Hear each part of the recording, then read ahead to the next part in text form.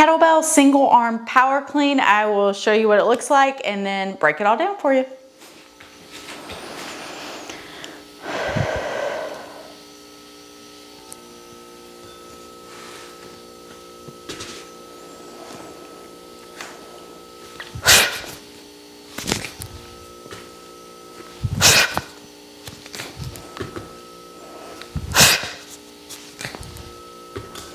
And I'm going to show you from the side.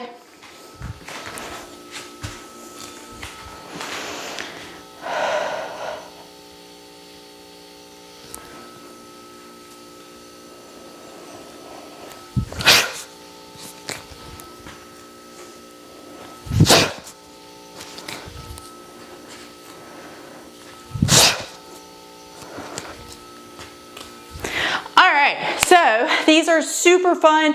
They open up so much movement variability. The key is to nail them. That's why we're going to learn them right and we're going to do them right.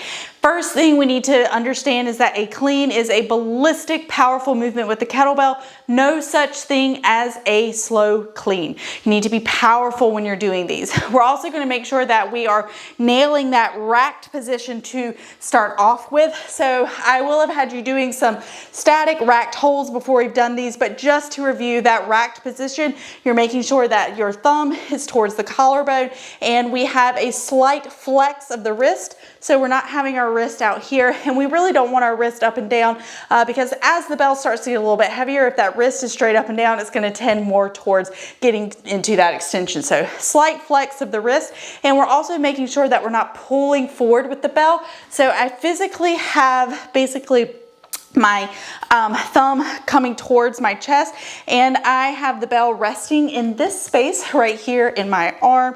So my forearm straight up and down, little tiny bend in the wrist, and I'm holding on the corner of the bell, not in the middle of the bell. So that is going to be your ending position. You want to make sure that you're very comfortable with that racked position.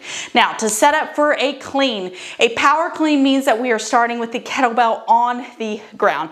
You can start from the hang clean, which is starting right at about here. We can also start from the back swing, which would be coming out of a essentially a kettlebell swing, but we are starting from the ground, which means this is a variation that really needs a lot of power. We're going to start with the kettlebell right underneath us, and the way that I like to start it that really feels good to me is with the handle parallel to my feet. So instead of the handle perpendicular to my feet, I have the handle parallel to my feet, and I'm going to face my thumb backwards, or as my friend Cassidy likes to say, thumb towards bum, okay?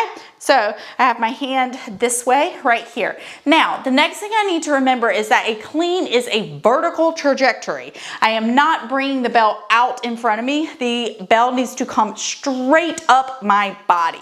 So as I come forward with my hips, I'm going to take my elbow from here to here.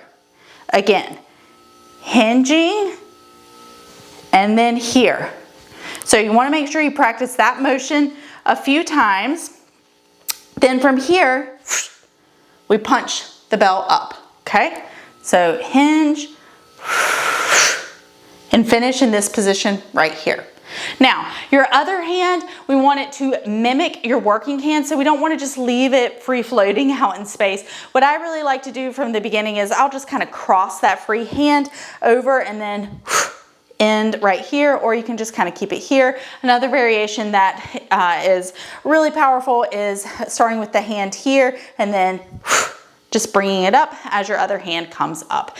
So when we put all of those pieces together, what's going to happen is you're going to have the handle of the bell parallel to your feet, nice hinge position, thumb towards bum, grab the inside of the handle right about here, and then we're going to powerfully bring our hips up, elbow comes to the ribs, there, okay? No elbow out here.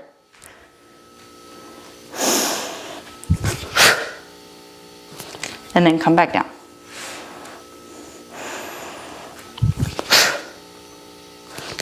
And then come back down.